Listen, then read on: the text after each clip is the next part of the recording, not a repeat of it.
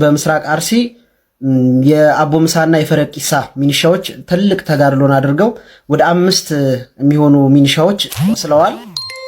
በአርሲ ጉዳይ በጣም ብዙ መረጃዎች እየመጡልኝ ያሉት ግን አንዳንዴ በጣም መረጃ ማብዛት በራሱ ገዳዮቻችን ማበረታታት እንዳይሆን በሚል ሳቤ መዘገብ እያቆምኩኝ ያለሁት። ትግራይ ድምጹን እኔ ከዚህ በፊት ተናግሬያለሁ።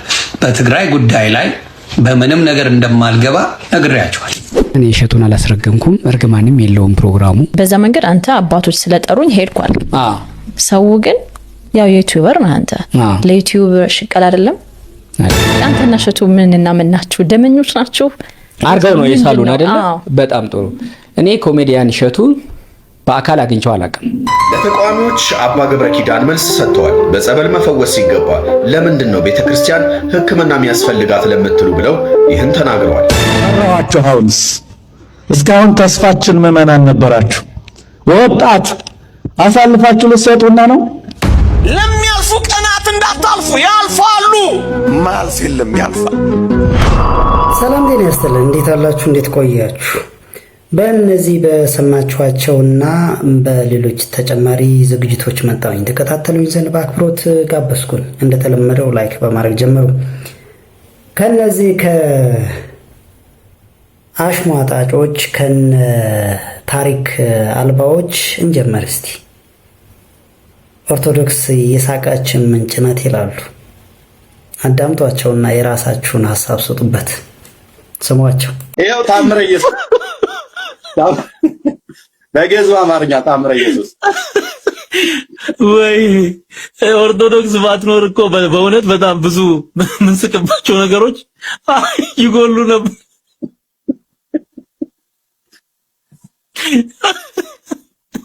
እኔ ምን አይነት ተንኮለኛ መርጌታ ነው ይሄንን የጻፈው? ኦ ማይ ጋድ።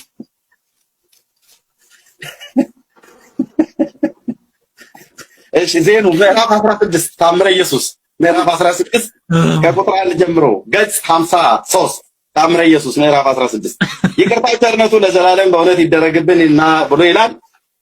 ከዕለታት በአንደኛው ቀን ጌታ ኢየሱስ ክርስቶስ ከልጆች ጋር በተገነት ላይ ሲጫወት ከልጆቹ መካከል አንዱ ወድቆ ሞተ። ሌሎቹ ልጆች የልጁን መውደቅ በተመለከቱ ጊዜ ፈርተው ሲሸሹ፣ ጌታ ኢየሱስ ክርስቶስ ግን በዚያ ብቻውን ቀረ። የሞተው ልጅ ዘመዶቹ መጥተው ጌታ ኢየሱስ ክርስቶስን ይህንን ልጅ አንተ ገድለኸዋል አሉት። እርሱ ግን ኧረ አልጣልኩትም አላቸው። ሰዎቹም ጌታ ኢየሱስ ክርስቶስን ብዙ በዘበዙ ወይንም መረመሩት። ባበዙበት ጊዜ ወደ ሞተው ልጅ አስከሬን ቀርቦ የልጁን ስም ዜኑ ይባል ነበርና በታላቅም ድምፅ ዜኑ ዜኑ ብሎ ተጣርቶ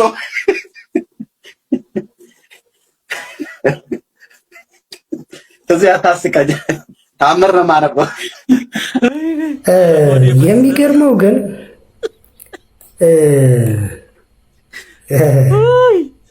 የነሱ ፓስተሮች ሞት የተቀበረ ሬሳ የሞተ ወለጋ ውስጥ ነው የሆነው። አስነሳለሁ ብሎ የተቀበረ ሬሳ ለማስነሳት ሲዳክር የታየ ከዚህ በፊት ምናልባት ወይ 2 ወይ 3 ዓመት አካባቢ ቢሆነው ነው ወደኋላ። ያንን ማስታወስ እንኳን ይሳናቸው። ይሄ ማለት ኢየሱስ እንደዛ አይነት ተአምር መስራት አይችልም ነው የሚያሰቃቸው ወይስ ምንድነው ነው? ወይስ ለምን እንደዛ አይነት መጽሐፍ ተጻፈ ነው? ይገርማል። ለማንኛቸውም ታምረ ማርያምን ያው እንግዲህ ትልቁ ጠላታቸው ታምረ ማርያም የሚባል መጽሐፍ ነው። እንግዲህ የነሱ ፓስተሮች ደግሞ እነሱም ምንድነው ሞትን እናስነሳለን ብለው ሲዳክሩ የነበረበት ነበር። መንፈስ እናስለቅቃለን እያሉ የሚዳክሩበት። ለማንኛቸውም እግዚአብሔር ልቦና ይስጣቸው። ወደ አርሲ እንሂድ። አርሲ ላይ ስላለው ሁነት እንግዲህ ያው ህዝባችን በየጊዜው ጥቃት እየደረሰበት እያለቀ ነው፣ ይሞታል። የተፈናቀሉትም ብዙ ችግር ላይ መከራ ላይ እንዳሉ ይታወቃል። እስቲ ዳዊት ወንድማችን የሚለውን እንስማ። እስከ መቼ ድረስ ስክሮል ታረጋቸዋለህ? እስከ መቼ ድረስ እንዳላየ ታልፋቸዋለህ? እስከ መቼ ድረስ ብቻዬን እጨነቃለሁ? የሚላክልኝን ነገር ሁላችሁም ስሙት እንጂ አብረን እንስማው እንጂ።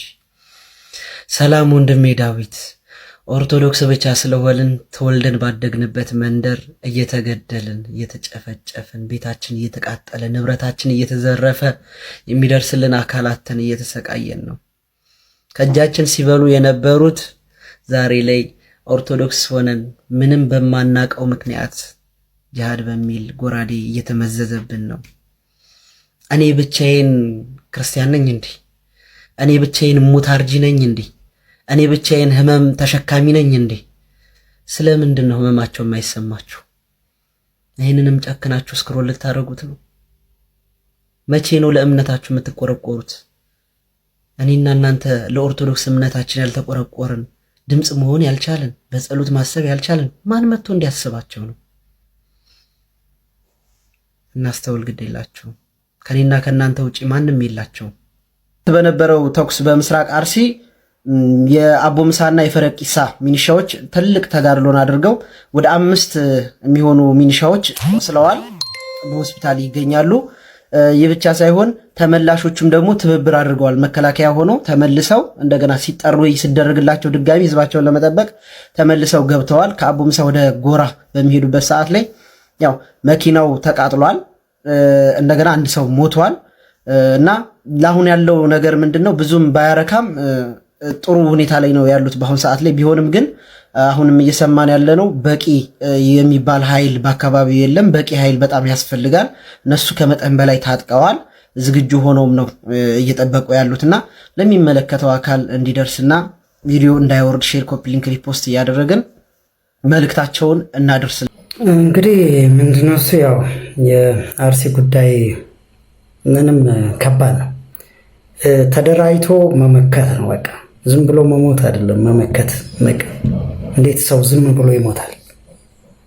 ስለዚህ ልጆቹን እንዴት ሲገሉበት ሲያርዱበት እንዴት ዝም ይላል? ሰው ተደራጅቶ መክቶ አሁንም ሚሊሻዎችም የመከላከያም እንግዲህ ተባብሮ ማስወገድ ነው። እነዚህም ከሀገር ማስወጣት ነው እንጂ ዝም ብሎ መሞት ለዜጎች አለመጨነቅ፣ ለወገን አለመጨነቅ፣ ለልጅ አለመጨነቅ ነው። እና ወንድማችን ጸጋዬ ደግሞ ይህ ነገር ሁል ጊዜ መዘገቡ እንደውም ለጠላት የድል ዜና አብሳሪ ነገር ነው መስሎ የተሰማኝ ይላል። እስቲ ስሙት። በአርሲ ጉዳይ በጣም ብዙ መረጃዎች እየመጡልኝ ያሉት፣ ግን አንዳንዴ በጣም መረጃ ማብዛት በራሱ ገዳዮቻችን ማበረታታት እንዳይሆን በሚል ሳቤ መዘገብ እያቆምኩኝ ያለሁት። አሁን ትላንትና አሰኮራ በጣም ከፍተኛ አደጋ ነበረ። በመኪና ላይ ሲሄዱ የነበሩ አካላት ላይ አደጋ ጥለውባቸው 3 ሰዎች በጥይት ተመተው ሾፌሩና ረዳቱ አሁን ላይ የት እንደገቡ ጭምር የማይታወቅበት ደረጃ ያለውና ዝም ብሎ መዘገቡ ብቻውን መፍትሄ አይሆንም ብዬ አስባለሁ። እና በዚህ ምክንያት በጣም በውስጥ እየመጣችሁ አልሰማህም ወይ መረጃው እንዲህ ከሆነ ትሉኛላችሁ። ዘገብነው ግን ምንም መፍትሄ ብዙም እየመጣ አይደለምና በዚህ ምክንያት ትንሽ የመሳነፍ ነገር ይመጣል፣ የመድከም ነገር ይመጣልና አርሲ ላይ ያላችሁ እግዚአብሔር ይሆናችሁ እንጂ ሚዲያውን በራሱ ምንም ሊለውጥ ሊፈይድላችሁ አይችልም። አዎ ከሁሉ በበለጠ እግዚአብሔር ይሆናችሁ። እንግዲህ እነዚህ ወገኖቻችን ከዛ ውጭ ግን ከእግዚአብሔር ጋር በደንብ ቆርጠው መነሳት አለባቸው። በቃ መመከት አለባቸው። እንዴ ዝም ብሎ መታረድ በእውነት ይሄ በእግዚአብሔርም ዘንድ የሚያስጠይቅ ነው የሚመስለኝ እኔ። እና ለማንኛቸውም ግን ያው የተፈናቀሉት አሁን ላይ በጣም እጅግ አጣዳፊ የሚባል የሰብአዊ እርዳታ እንደሚፈልጉ ነው። እንግዲህ ያው ሼር እያደረጉን ያሉ ግሩፖች በምስራቅ አርሲ አሰኮ ወረዳ በደረሰ ጥቃት በወገኖቻችን ሕይወት ንብረት መውደም ይታወሳል። አሁን ላይ ከቀያቸው ተፈናቅለው በከባድ ችግር ውስጥ የሚገኙ ወገኖቻችንን ወደ ቀደመ ሰላማዊ ኑሯቸው ለመመለስና የወቅቱን አጣዳፊ ፍላጎታቸውን ለማሟላት የእናንተን ድጋፍ ይሻሉ ይላል። ምዕመናን፣ ባለሀብቶች፣ በጎ አድራጊዎች ሁሉ በሀገረ ስብከቱ እውቅና በተከፈተ በዚህ አካውንት የተቻላችሁን ድጋፍ እንድታደርጉ በቅዱስ ገብርኤል ስም እንማጸናለን ይላል። ያው እዚህ ጋ ማንኛውም ሰው እንግዲህ እርዳታ የሚያደርግበት እውቅና ያለው አካውንት ተከፍቷል። ስሙም ጠለታ ቅዱስ ገብርኤል ተፈናቃዮች ገቢ ማሰባሰቢያ የሚል አካውንት እንደሆነ ነው እንግዲህ እዚጋ ሼር ያደርጉን። ለማንኛቸው እንግዲህ ሁሉም የሚቻለውን ለተፈናቃዮቹ ያው ማድረግ ክርስቲያናዊ ግዴታው እንደሆነ ይታወቃል። ወደ ትግራይ ደግሞ እንሄድ እስቲ። ትግራይ እንግዲህ ያለበት ሁኔታ ይታወቃል። አሁን በተለይ ከሰሞኑ እና ዮኒ ማኛ ምንድነው እሱ እያለ ያለው ድምፅ ሁን ተብሎ እንደዚህ ብሎ መልሷል።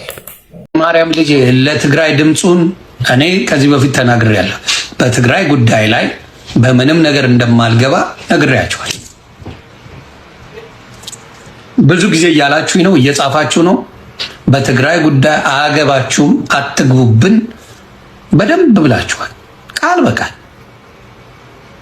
አላላችሁ ወይስ ተሳስቼ ነው? አትግቡብን፣ በእኛ ጉዳይ አይመለከታችሁም ብላችሁኛል። ስለዚህ የእናንተን ቃል አክብሬ ዝም ነው ምለው። ያየነው ቪዲዮ አለ፣ የተሰራጨ ቪዲዮ አለ፣ ብዙ ነገር አይተናል። ግን በእውነት ነው ምለው፣ ስለኛ አገባችሁም አይመለከታችሁም ተብለናል። ስለዚህ ያለን አማራጭ ክፉም ደግም አለን። እንግዲህ ለማንኛቸውም ያው የትግራይ ሁኔታ ትንሽ ኮምፕሊኬትድ የሆነ ይመስላል ከእንደዚህ አይነት አንጻር ማለት ነው። እና ያው ብዙ ነገሮች ይታያሉ። በተለይ በዚህ በሶሻል ሚዲያው ላይ ብዙ የሚደግፍ አለ፣ ብዙ የሚቃወም አለ። ብቻ የሆነ ትንሽ ጥሩ ያልሆነ ነው የሆነ ያለው ሁኔታ ትንሽ ኮምፕሊኬትድ ይመስላልና ለማንኛቸውም ያው ተፈታኞች ደግሞ ያሉበት ሁነት ብሩክ ኒውስ እንደዚህ ገልጾታል። በትግራይ ያሉ የ12ኛ ክፍል ተማሪዎች ከባድ የተባለ ችግር ውስጥ በዚህ ሰዓት ገብተዋል። በእርግጥ እንደ ትግራይ ልጆችም እንደ ትግራይ ወጣቶች በዚህ ሰዓት ፈተና የበዛበት ሰው ያለ አይመስለኝም። ለሁሉም ድምፅ ልንሆናቸው ይገባል። ተማሪዎች በትምህርት ሚኒስቴርና በክልሉ ትምህርት ቢሮ መካከል ባለው አለመግባባትም ከፈተና ዝግጅት ጀምሮ ትልቅ የተባለ መጉላላት ውስጥ ይገኛሉ። ፈተናው በወረቀት የሚፈተኑ ተማሪዎች ትምህርት ሚኒስቴር ሌላ ይላል፣ የክልሉ ትምህርት ቢሮ ደግሞ ሌላ ነገር እያለ እየተጉላሉ ይገኛሉ። ተማሪዎች ብቻ ሳይሆኑ ታዲያ ህዝቡም በዚህም በዛም ከባድ የተባለ ጭንቀት ውስጥ ይገኛል። በብዙ መከራ ወደ መሃል ሀገር ሲመጡም በተለይ የትግራይ ወጣቶች በተለይም ደግሞ ሴቶቹም በብዙ ፈተና ውስጥ እንደሚገኙ እየሰማ እንገኛለን። አይ ነው ይሄ ችግር አማራ ክልልም ኦሮሚያ ክልልም ደቡብም እንደዚሁም ሌሎች አካባቢዎች ላይም በሀገራችን እንደዚሁ ችግሮች በላይ ሲደራረቡ ወደ ፈጣሪ ከማልቀስ ውጪ ምን መፍትሄ እንዳለው አላውቅም። የትግራይ 12ኛ ክፍል ተማሪዎች ግን አሁንም የተረጋጋ ኢንቫይሮንመንት ተፈጥሮላቸው ፈተናቸውን እንዲፈተኑ ማድረግ ይገባል። በተለይም ደግሞ ፈተናውን በወረቀት የሚፈተኑ ተማሪዎችም እንግዲህ ያው በክልሉ ትምህርት ቢሮና በፌዴራል ትምህርት ሚኒስቴር በኩል የነበረው ሁኔታ ጥሩ አልነበረም። በወረቀት የሚፈተኑ ተማሪዎች እና በኦንላይን የሚፈተኑ ተብሎ ያው ትክክለኛ ፊገሩ ተለይቶ ነበረ። ግን በወረቀት የሚፈተኑት ጋር ትንሽ ችግር ተፈጥሮ ነበር። አሁን ላይ ግን አሁን ከተወሰኑ ሰዓታት በፊት የወጣ ቴክቫ ላይ የወጣ መረጃ የሚያመለክተው ምንድነው? በወረቀት የሚፈተኑ ተማሪዎች ከሐምሌ 22 እስከ 24 እንደሚፈተኑ አድርጎ በትግራይ ክልል ማለት ነው በመቀሌ ዩኒቨርሲቲ እና በአክሱም ዩኒቨርሲቲ እንደሚሰጥ ዘግቧል። እንግዲህ ያው ትንሽ ያለው ሁኔታ ከባድ ነው። ዞሮ ወደ እግረኛው ሚዲያ ስለ ሰሞኑ ስለቀረበበት ትችት በተለይ ከእሸቱ መለሰ ጋር የዋልድባ ገዳም ስለ ዋልድባ ገዳም ያቀረቡት ዝግጅት ጋር በተያያዘ እንግዲህ የተወሰነ ምዕመኑ ብዙ ተከፋፍሎ በተለይ በእግረኛው ሚዲያ ላይ የሆነ ትችትን ሰንዝሯል። ስለዚህ እግረኛው ሚዲያ ምን እያለ ነው? እስቲ ተከታተሉት። እኔ እሸቱን አላስረገምኩም፣ እርግማንም የለውም ፕሮግራሙ። በዛ መንገድ አንተ አባቶች ስለጠሩኝ ሄድኳል። ሰው ግን ያው ዩቲዩበር ነህ አንተ። ለዩቲዩብ ሽቀል አይደለም። እንደዛ ቢሆን ለዩቲዩብ በእይታ ብቻ በዩቲዩብ በመስራት ብቻ ቢሆን ማት ኮንተንት አለ። እኛ እኮ አንዳንድ ጊዜ በአንሰራም እያልን ምን ተዋቸው የማንኛውም የቤተ ክርስቲያንን በዩ የሌላ ቤተ እምነትን በዩ የሌላ በጉዳዮችም ማአት ይመጣሉ ወደኛ። በዩቲዩብ ብታወጪው ሰማይ ምድር የሚያደርቀልቅ ነገር ነው። ነገር ግን አንዳንድ ጉዳዮች ሲመጡ አይ ግዴላችሁም እናንተ ተጎዱ፣ በዚህ ቤተክርስቲያን በዚህ ጉዳይ ስሟ ከምትነሳያል የመለስናቸው በጣም ብዙ ነገሮች አሉ እና እንደ ዩቲዩብ ብናስብ እነዚህን ሰርተን የዩቲዩብን ብቻ ይሄ በቪው የሚገኘውን ብቻ መለቃቀም አይቻልም ነበር? እንደዚህ ስንቀጥል ነበር። ስለዚህ ሰውስ ቁጭ ብሎ ሪዝን ምንድነው? እዚህ ላይ እግረኛውስ የእውነት ጉዳዮችን ቦታው ድረስ በመሄድ ያመንበት ነገር ካለ አገር ውስጥ የሚሆን አገር ውጪ ሄዶ በማቅረብ የምንታወቀው ተከፍሎን አይደለም እኮ ከፍለን ነው የምንሄደው። ደግሞ ገቢን ብቻ አይደለም። ይኸውልሽ ምንም አይነት ስራ ሲሰራ የመጀመሪያ ገቢና ገቢሽ ብቻ ከሆነ እሱ አደጋ ነው። ስራውን ትረሻዋለሽ። ስራውን ከሰራሽና አድምተሽ ከሰራሽ በኋላ የሚመጣው ነገር ደግሞ እሱ ደመወዝ ይባላል። በሰራነው ስራ ባገለገልነው ልክ የሚከፈለን ማለት ነው። ገንዘብ ብቻ ያሰበ ሰውና ገንዘብ ብቻ የሚፈልግ ሰው በቀላሉ ሌባና ቀማኛ ነው መሆን የሚችለው።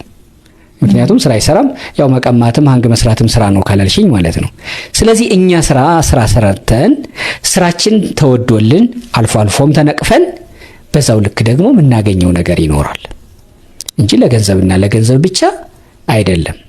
እሸቱ ብዙ የቤተ ክርስቲያን ስራ ሰርቷል ብለሃል።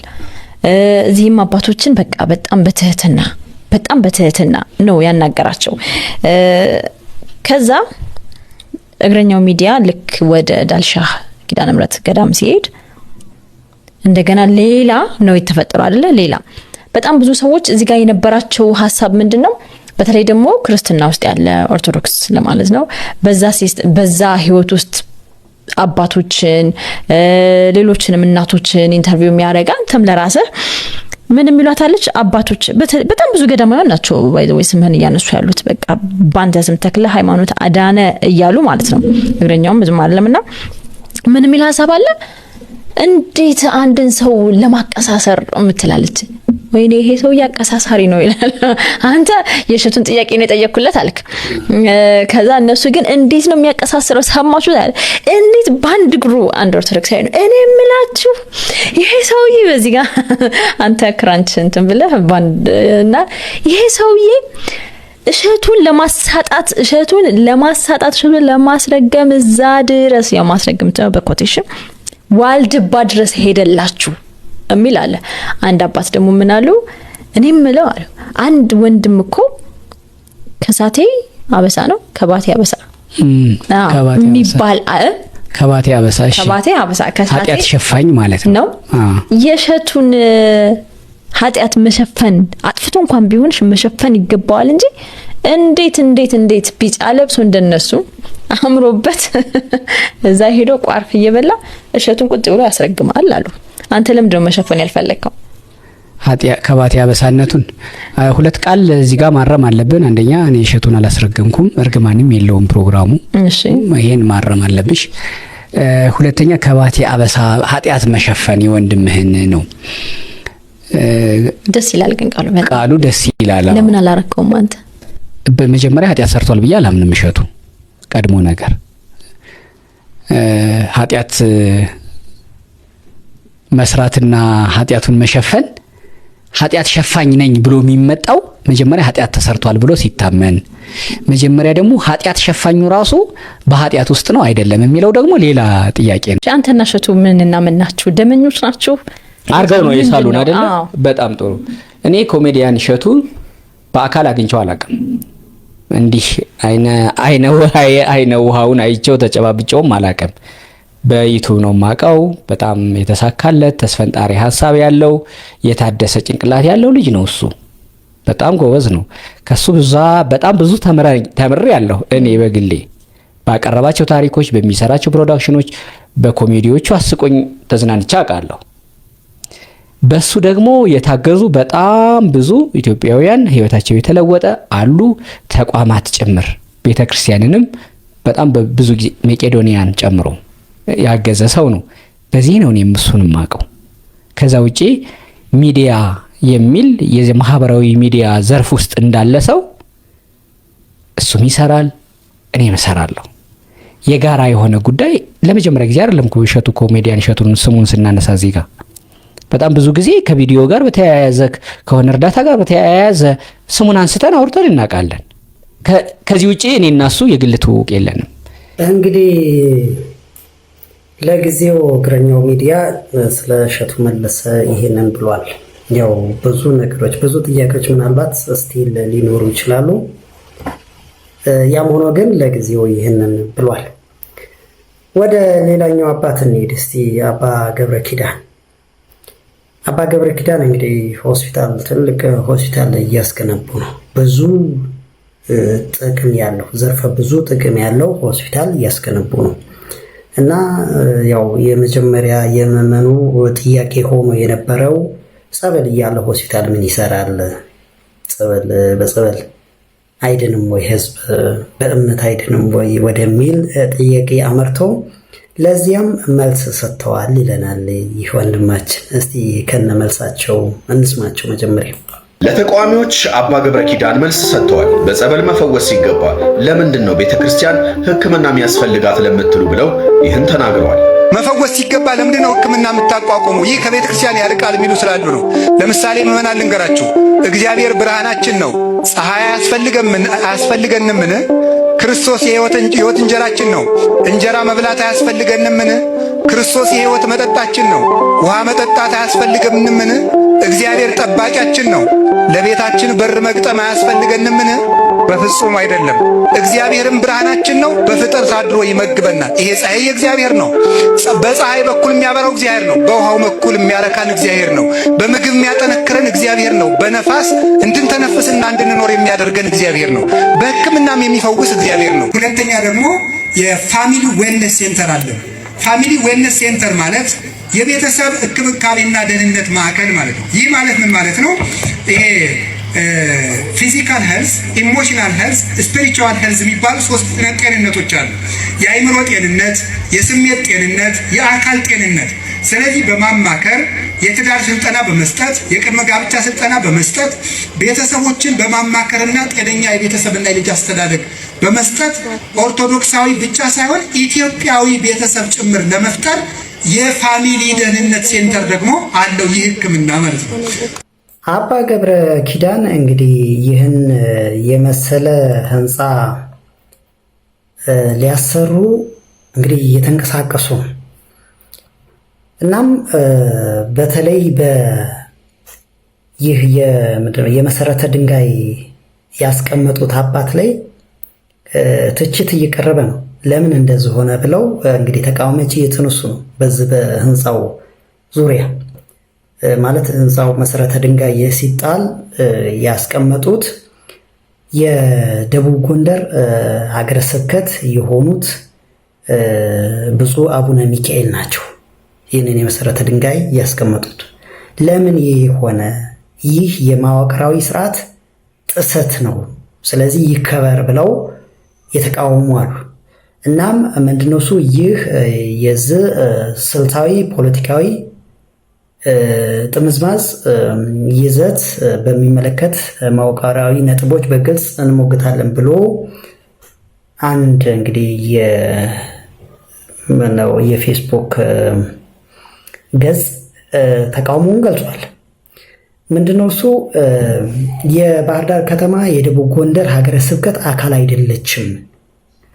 ከተማዋ የራሷ ህጋዊ መዋቅር ያላት የባህር ዳር እና አካባቢ ሀገረ ስብከት ሲሆን የበላይ መሪዋም ብፁዕ አቡነ አብርሃም ናቸው። ደቡብ ጎንደር ሀገረ ስብከት ሊቀ ጳጳስ ብፁዕ አቡነ ሚካኤል የራሳቸው ስብከት ሲሆን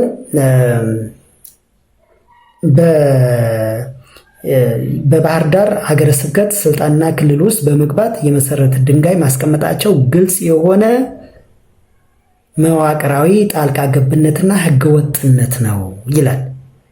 ይህ ድርጊት በአጋጣሚ የተፈጸመ ስህተት አይደለም። ዓላማው ባህር ዳርን ከጎጃም መዋቅር በመነጠል በስልታዊ አካሄድ ጎንደሬ የማድረግና ይዞታዋን የመቀራመት የጎጠኝነት ፍላጎት የታየበት ነው። እውነትና ቅንነት ቢኖር ኖሮ የመሰረተ ድንጋዩ የሚቀመጠው በቦታው ባለቤት በብፁዕ አቡነ አብርሃም እጅ ይሆን ነበረ ብሎ ይሞግታል። እንግዲህ ሌሎች ሀተታዎችም አሉ እና ሌሎችም እንግዲህ ያው በዚህ ዙሪያ ላይ እየሞገቱ ይገኛሉ። ሌላም አንድ ፔጅ እንግዲህ አባ ገብረ ኪዳንን ትንሽ ጸየፍ ባለ አገላለጽ ገልጿቸዋልና የቤተ ክህነቱ የስኳድ ክንፍ እስከ ማለት ደርሷል እና አባ ገብረ ኪዳንን ያው ይመስለኛል ሳይሳቸውን ፎቶ ነው የለጠፈውና ብቻ ያው ተቃውሞ ደርሶበታል። በተለይ በዚህ በመሰረተ ድንጋይ ካስቀመጡ እንግዲህ አሁን የተወሰነ ምንድነው እሱ ትንሽ የሆነ የሚጣረስ ነው ይህ ተቃውሞ ስል እንግዲህ ያ ሆስፒታል የሚገነባው ለሀገሪቱ ነው፣ ለአንድ ክልል ወይንም ደግሞ ለአንድ ቦታ ለአንድ ጎጥ ብቻ አይደለም። እንዲህ ሆኖ ሳለ አንደኛ መሰረተ ድንጋዩን የሚያስቀምጡት ተጋብዘው እስከሆነ የሆነ በትብብር አብሮ ለማሰራት ከሆነ በትብብር ማለት ምንድነው የሁሉም እስከሆነ ድረስ ሁሉም የድርሻውን ለማድረግ እንደዛ እስከሆነ ብቻ ምንድነው አሁን የሆነ ባህር ዳርን ወደ ጎንደር እንዴት ይሆናል እንደዛ? እና አንድ ሆነን ብቻ ባንን ላይ እንዲህ አይነት ነገሮች የሚያደርጉ ምናልባት አካላትም በግልጽ ቢነገሩ አሁን ይሄ የቤተ ክህነት ስራ ነው፣ ለሀገር የሚበቃ ነው እየተባለ ከየትም ቦታ ሄዶ የሚገለገልበት የሀገር ተቋም ነው እየተባለ ያለ። ስለዚህ እንዴት እንደዚህ ወደዚህ ወደ ታች እንመልሰዋለን? ብቻ እኔ የገባኝን ያህል ነው እና ሌሎች ተጨማሪ ነገሮች ካሉ በሂደት የምናየው ይሆናል። ወደ ሌላኛው እንሂድ። ሰሞኑን እንግዲህ የሥላሴ አካልና ከሥላሴ ጾታ በሚል አወዛጋቢ ስብከት የሚታወቁት እኚህ ሊቅ የተባሉት ዛሬ ላይ ደግሞ እንዲህ አሳልፋችሁ ልትሰጡን ነው እንዴ እያሉ ነው። ምዕመኑ አይደለም አሳልፎ የሚሰጡት፣ ይልቁንም እግዚአብሔር አምላክ ነው። ምዕመን አይደለም። ምዕመን ምንም አቅም የለውም። እግዚአብሔር ግን በትሩን ያነሳል ሁሌም፣ ልክ እንደ ንስጥሮስን እና አርዮስን እንዳነሳ ማለት ነው። ስለዚህ የማይሆን ትምህርት ላይ እግዚአብሔር አምላክ ራሱ አይታገስም። እንደዛ ነው ማለት የምችለው እኔ። ለማንኛቸውም ስሟቸው። ፈራኋችሁ። አሁንስ እስካሁን ተስፋችን ምዕመናን ነበራችሁ። ወጣት አሳልፋችሁ ልትሰጡና ነው? አሁንማ እንኳን እኛን የምትጠብቁን አሳልፋችሁ የምትሰጡን ሁሉ መሰለኝ። ፈራሁ። ተስፋችን ምዕመናን እኮ ነው፣ የመምህራን ተስፋ። አይ ያሳዝነኛል። ተስፋ ቆረጥኩ በቃ። ቻናል ሚሉት አላቸው። ያን ከፍተው ስድብ ገጠሙት። ምን ጳጳስ አለ ይላሉ። ምን ጳጳስ አለ? መምህራንንም ደግሞ መምህራን በመድረክ ያስተማሩትን የመምህራን እየመነዘሩ መምህራን ተግሳጽ ያስተምራሉ። እውነተኞች ናቸው። ሕግ ሲጣስ መምህራን ይቃጠላሉና የተናገሩት ያን መንዝረው መምህራኑን ለማስጠመድ እኮ ነው። ቤተ ክርስቲያንን ባዶ ለማድረግ እኮ ነው። አቤት ያለ ክፋት! በእውነት ነው የምነግራችሁ። አሁን ትውልዱ በሙሉ ምዕመናን ተሳዳቢ ሆኗል። ስድብ ግን ነቢዩ ኢሳይያስ ኢይሳ አብይ ነገር ማፉክሙ አንደበታችሁ ክፉ ነገር አይውጣ